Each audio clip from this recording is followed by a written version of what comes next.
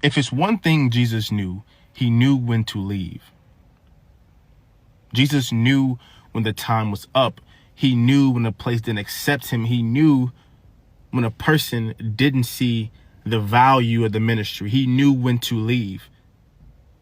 Not to curse him or anything, but he knew when to go, when to move forward.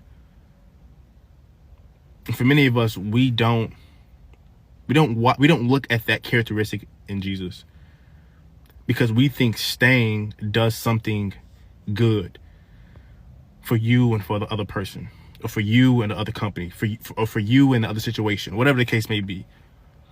Sticking around is the same as feeling stuck, right? There are times where God will put you in situations to mature you 100%.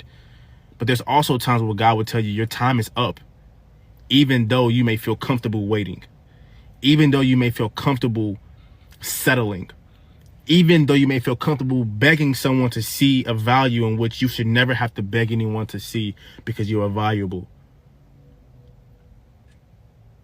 Know when to leave. Know when to depart. Know when to make that healthy exit. It's important. The devil hopes you scroll before I pray for you. Heavenly Father, you know this person is tired.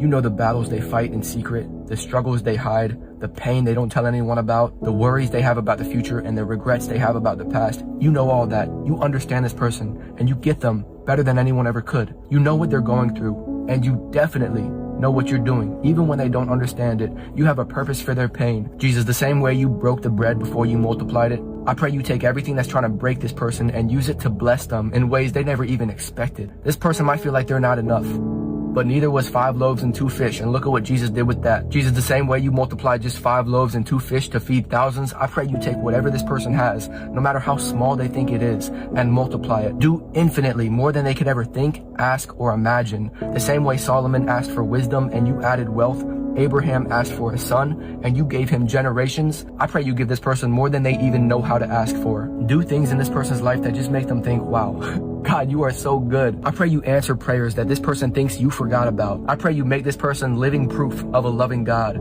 Make their life undeniable proof that you are not only real, but that you are good and that you are still a miracle worker. God, the same way you made a way for Moses, I pray you make a way for this person. The same way you protected Daniel from the lions, protect this person from the enemy's attacks. The same way you gave David victory over Goliath, give this person victory over whatever giant they're facing right now. And Jesus, the same way you turned water into wine, I pray you turn their anxiety into peace, their sadness into joy, their fear into faith.